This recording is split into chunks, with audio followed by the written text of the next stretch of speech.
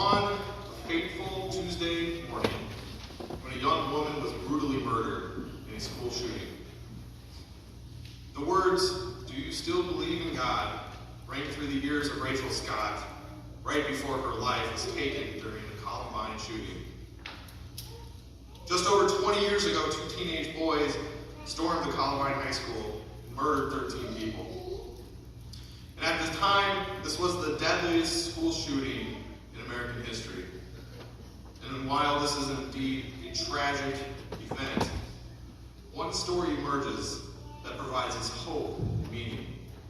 The first victim of this shooting was Rachel Scott.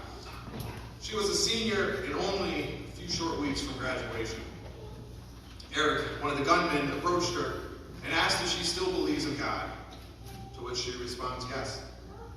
Eric then shoots and kills her.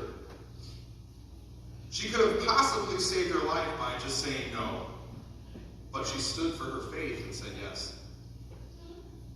If faced with certain death, would any of us have the courage to say yes? When we examine one of the best-known apostles, Peter, we see that even he crumbles before such a question. So where does that leave us?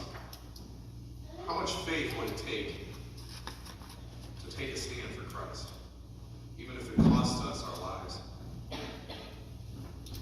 And as we examine our text today, we see how Peter has encountered a similar question at two different points of his walk with Christ. And at the end here, chapter 21, we ask ourselves, why do we need this chapter? Because John ties up his gospel nicely with the redemption of Thomas and his testimony. So the chapter 21 is solely for the restoration of Peter. And as we transition into the close of the gospel, we see that John's ministry partner becomes our key focus. And John shows Peter's redemption in these final few verses. At the end of the gospel, John gives us another teaching point as well. How do we relate to the risen Christ? And during his 40 days of resurrection to ascension, we see that Christ appears at will. His disciples don't know when his next appearance will actually occur, so they must stay alert. Are we alert today for his second coming? So let's keep this in mind as we'll come back to it at the end. The disciples had to keep this sense of urgency, or their lack thereof, of his return. What does it say about us? Have we become dulled by society that we do not even look forward to his return? Or are we eagerly waiting? And while we're waiting, are we carrying out the commands of Christ? The disciples were told to go to Galilee and wait for him. And upon arrival, Peter decides he must go fishing. Now, there are many reasons discussed among theologians as to why they go fishing. And regardless of all of that, we see that Peter just makes a simple statement. Let's go fishing. And with two other appearances from Christ, their thoughts must be swaying back and forth, not knowing what to do next. Because we have to know the Holy Spirit hasn't been given to the apostles yet. The Great Commission is still in the drawing phase. It has not been perfected by the ascension of Christ. These men were comfortable with fishing. This was their career. This is what they did day in and day out. And here they're spending all night in the boats, and yet they catch nothing. And the significant thing to know is that these are indeed professional fishers. This was what they did for their life. This isn't just your run-of-the-mill weekend fishermen. They knew where to go and what to do. Isn't it interesting that Jesus selects fishermen out of all of the ancient professions in the world? In fact, 7 of the 12 chosen apostles were fishermen. These men were hard workers, courageous and brave, and they couldn't easily be distracted. They never quit, even as they toiled for hours without a catch. They worked well together and knew how to take orders. These men were exactly who Christ needed to carry his message forward. So in verse 4, Jesus asks, children, have you caught anything? To which they answered, no. How frustrating could that be to these men? They're out fishing all night. They knew exactly what to do, but they can't catch anything. And the next request has to be equally frustrating to them. Remember that they don't know that this is Christ speaking from the shore. But when he says cast the net to the other side of the boat, we'll find some. So they cast. And they catch so many fish that they are unable to bring in their nets. And it's at this moment that John says to Peter, it is the Lord. And upon hearing that, Peter resorts to his old self. He dives into the water and swims to shore. When the rest of the disciples arrive, they are met with breakfast that's already been prepared, showing us that Christ will again provide for all of theirs and all of our needs. And by now, they don't even need to know, they don't even need to ask who this man was, because they already know. And we've seen in these last few verses how this text is centered solely on Peter and his redemption. So let's take a look at Peter. I'm going to give you a brief look at Peter's journey from the point he meets Christ until this story here. We first meet Peter as Jesus calls him and Andrew while they're fishing in Matthew 4. When Jesus tells Peter to cast his nets into the deep ocean. This is potential foreshadowing to the story we have today, as they are unable to catch any fish in either story. Here they're fishing all night with no luck, and in Matthew 4 they're fishing with no luck as well, until Jesus intercedes. The account in Mark 1:17 happens to be one of my favorite verses. Jesus says to Peter and Andrew, come, follow me, and I will make you fishers of men. Shortly after, in Luke 6, Jesus adds to the name Simon, Peter, from the Greek word Petros, meaning rock or stone. In Matthew 14, we see the story of Jesus walking on the waves during the storm, to which Peter calls out to him, if it be thou, bid me to walk on water. Jesus says, come. Peter gets out of the boat, takes a few steps, and then sinks.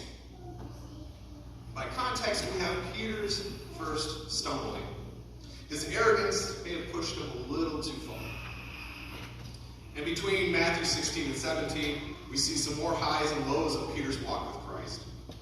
And all within a few verses, we see that Peter makes the pronouncement about the deity of Jesus, followed by Jesus telling Peter he will build his church upon him. Finally, Peter rebuking Jesus. The dialogue here takes place as Jesus and his disciples are traveling along the coast to Caesarea Philippi, when Jesus asks, who do people say that the Son of Man is?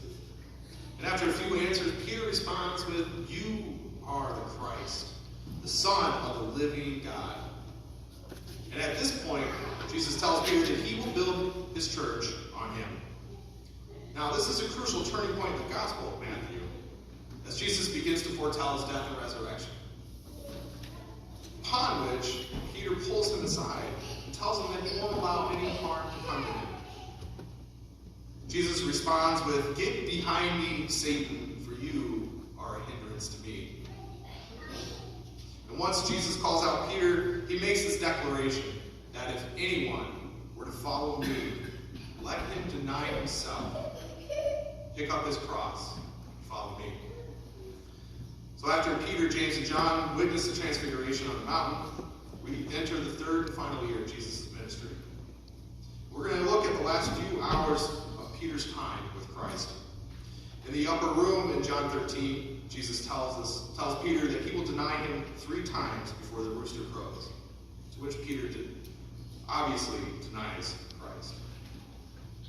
The following sequence of events unfold in the evening leading up to where Jesus is captured and secretly tried. In Gethsemane, Peter and others fall asleep while Jesus is praying. Jesus is then arrested and betrayed by Judas, at which Peter cuts off the ear of one of the servants. We find Peter then following the crowd as they arrested Jesus to which he is confronted by a servant girl, and his first denial happens. His second denial comes when he is warming himself by a fire, and others ask him if he knew who Christ is, and he denied him. And finally, one of the servants, the high priest, relative to the man who Peter cut off his ear of. So imagine the pain and anger with himself that Peter's feeling. This is the moment that he let down Christ. He's denied ever even knowing him. Now we meet up with Peter after the resurrection. When he is told that Christ has risen, he runs to the empty tomb to try to see him. Emotions of shame and regret, and possibly anger, maybe even hope, have to be flowing through Peter at this point. Which brings us to our text in John 21. Now some would say that Peter failed as a disciple, which can be obviously stated after his denial of Jesus at his arrest. Others would say he's a failed fisherman, because from the stories we have, he's not able to catch anything. But then that voice rings out. Friends, have you caught any fish? Throw your net to the other side and you will find some. The same command sounds familiar to Peter, but it doesn't quite click until John points out, it is the Lord. Once Peter hears this, all bets are off.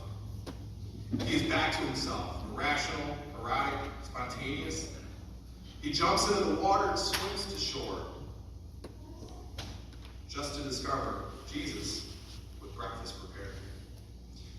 And while nothing is said while they eat, Peter has to be itching to hear something, anything, looking to be redeemed, to be rehabilitated, to hear words of comfort from Christ.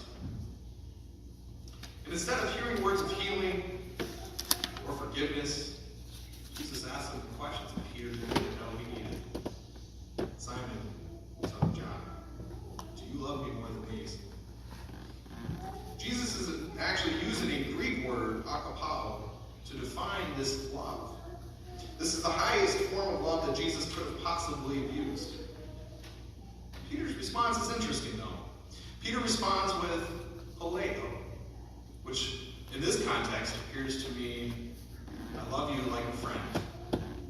Or to say, I like you a lot, Lord. And there's been much discussion around the Greek words for love in this particular text. But actually, they're used interchangeably throughout the whole gospel. Either word we use simply means love. Peter responds to him, you know that I love you. You can see some sense of shame coming from Peter as he doesn't even begin to pretend that he loves Jesus more than the other disciples do. And he's also feeling the ashamed sense coming over him from the words of Jesus, from what he told Jesus in the upper room. Though all men deny you, Lord, I will not. Jesus responds to Peter's answer with, feed my lambs. Jesus repeats this question, and Peter answers in the same way. Jesus responds, tend my sheep. And the final question to Peter, Jesus actually will drop down a degree of love to answer the way Peter has been given to him. You love me and feed my sheep. But it's at this point we have Peter's redemption. He's been restored to apostleship. He's been restored to the leader of the disciples. This is critical as Peter takes charge of spreading the gospel after Pentecost. Not only is Peter charged with carrying out the commands to spread the gospel and leading the disciples, but Jesus gives us a prophecy about his death. In verse 18, Jesus tells us that when Peter's old, he will have his hand stretched out, and another will dress him and carry him to where he doesn't want to go. In fact, Peter ends up being crucified upside down because he tells his captors that he's unworthy to be killed in the same manner of his master. This command from Christ to Peter demonstrates the trust that Jesus places upon him. It is the duty that Peter is entrusted with, is to go out into the world and care for the sheep as a pastor or an elder would, knowing that he's going to die for his faith. And this is crucial not only for pastors and elders, but for all of us. For all people who follow Christ. And most importantly, for parents with children. How are we doing in discipleship, raising up the next generation of Christians? Is the gospel a regular conversation in our households? Children are our most important mission field. And we must be focused on teaching them the gospel, but also living it out for them. We must live as an example for future generations. When we look at what Peter, in our story, we see the despair and shame over his denial. We see that never-ending love for Jesus. And this must be our example, to never stop loving Jesus.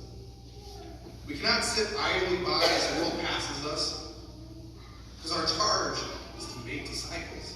Our charge is to spread the gospel. We've been given the greatest story ever. We must share that. Don't be dulled to sleep by the entertainment of this world, but instead dig into the Word of God. Get to know the risen Savior. Be ready to give a response for the hope that we have in Him. Each person's walk with Christ is unique. We've all been identified with individual calls and desires that God has been placed upon our hearts. And as we walk out each day in the Word, we should actively be living out the commands that Jesus gives us. Love God,